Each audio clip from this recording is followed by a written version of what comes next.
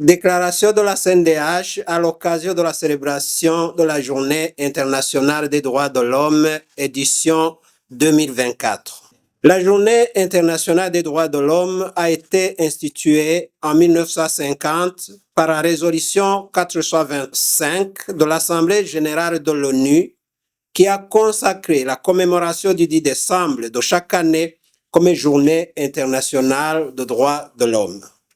La Commission nationale indépendante des droits de l'homme se joint ainsi au monde entier pour célébrer la Journée internationale des droits de l'homme sous le thème « Nos droits, notre avenir, maintenant ».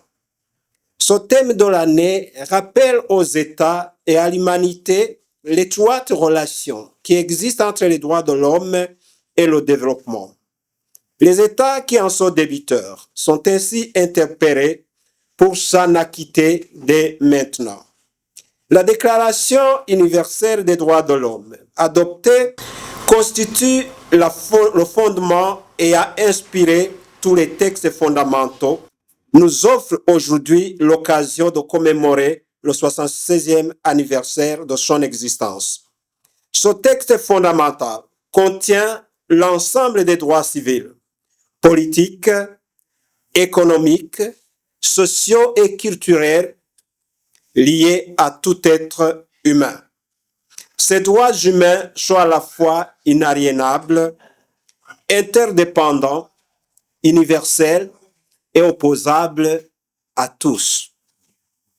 Les droits civils et politiques comprennent notamment le droit à la vie, la liberté d'opinion, la liberté d'expression, de réunion, de pensée, de religion, le droit des minorités, l'interdiction de la discrimination, de la torture et de l'esclavage, et j'en passe.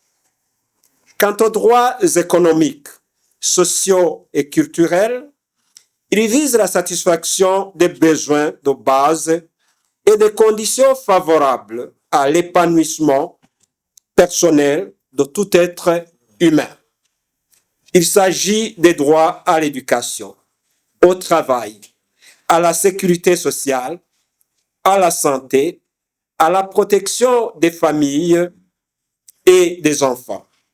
Ces droits impliquent l'intervention de l'État dans la limite de ses moyens. Ce texte fondateur a proclamé les droits et libertés fondamentaux inaliénables susmentionnés sans distinction de race, de couleur, de sexe, de langue, de religion, d'opinion politique ou de toute autre opinion d'origine nationale ou sociale, de fortune, de naissance ou de toute autre situation. La CNDH note avec satisfaction l'insertion dans le droit burundais de plusieurs instruments internationaux de protection des droits de l'homme dans la Constitution burundaise en vertu de son article 19. Plusieurs institutions, en l'occurrence le ministère en charge des droits de la personne humaine, la CNDH, la CENI, la CVR, l'institution de l'Ombudsman, l'Observatoire national pour la prévention et l'éradication du génocide, des crimes de guerre et des autres crimes contre l'humanité ont été mis en place. Cette commémoration de la Journée internationale des droits de l'homme coïncide avec la clôture de la campagne de 16 jours d'activisme contre les violences faites aux femmes et aux filles. À cet effet, la dimension genre a été prise en compte dans les préoccupations de l'État par la mise en place de la politique nationale genre 2012-2025, par la loi numéro 1/13 du 22 septembre 2016 portant prévention, protection des victimes et la répression des violences basées sur le genre. La loi numéro 1/28 du 29 octobre 2014 portant prévention et répression de la traite des êtres humains et protection des victimes de la traite, la création des 3 centres de la prise en charge holistique pour les victimes de VBG et l'intégration de la Constitution de plusieurs textes internationaux relatifs aux droits de l'homme. La CNDH apprécie la générosité du président de la République, son Excellence Évariste Ndayishimiye, qui a décrété la clémence pour libérer des prisonniers qui remplissent les conditions déterminées par la loi et ainsi désengorger les prisons.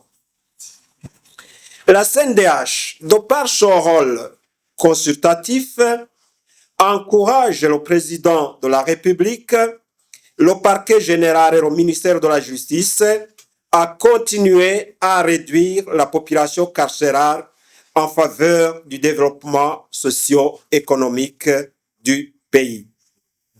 La CNDH estime que le gouvernement du Burundi devrait mettre en place des textes encadrant la généralisation des travaux d'intérêt général comme mesure alternative à la peine privative de liberté pour les infractions mineures. Pour assurer son obligation de surveillance, de respect des droits de l'homme, la CNDH a régulièrement effectué des visites notifiées ou inopinées dans les lieux de privation de liberté pour monitorer à travers le pays les violations des droits des prévenus détenus ou condamnés.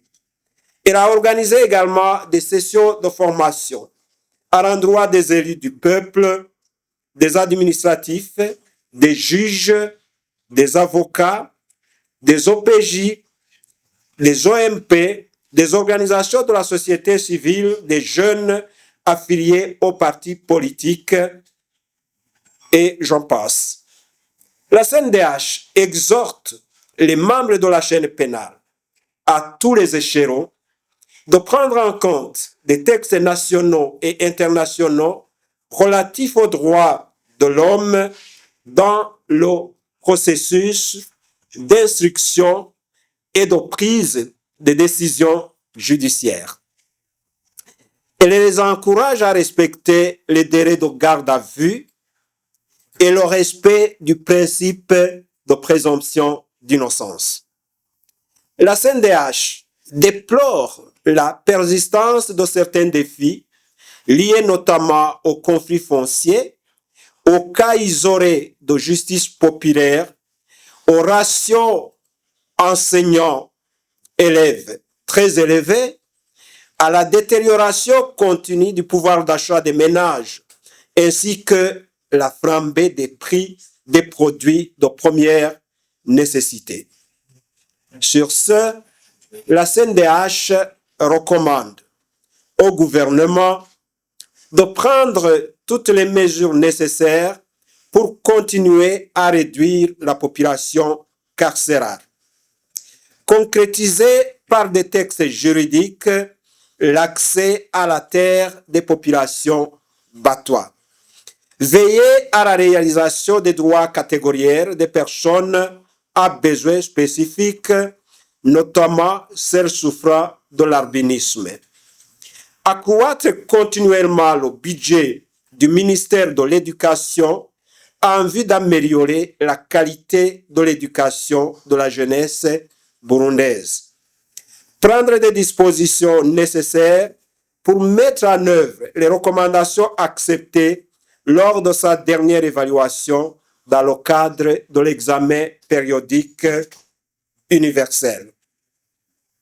Renforcer sa collaboration avec les autres mécanismes de droits de l'homme. Aux citoyens burundais, recourir aux instances judiciaires et cesser la vindicte populaire. Participer à l'édification d'une société solidaire, juste équitable, pacifique et prospère. La CNDH interpelle tous ceux-là qui exercent des activités portant atteinte à l'économie nationale d'y renoncer et de revenir aux valeurs civiques et républicaines. Aux partenaires de développement, d'accompagner le gouvernement du Burundi dans sa vision 2040-2060 pour la mise en œuvre des obligations de la Déclaration universelle des droits de l'homme transcrites dans les objectifs de développement durable. Accompagner la CNDH dans ses missions de protection et promotion des droits de l'homme au Burundi. Ensemble, faisons avancer les droits de l'homme au Burundi. Je vous remercie.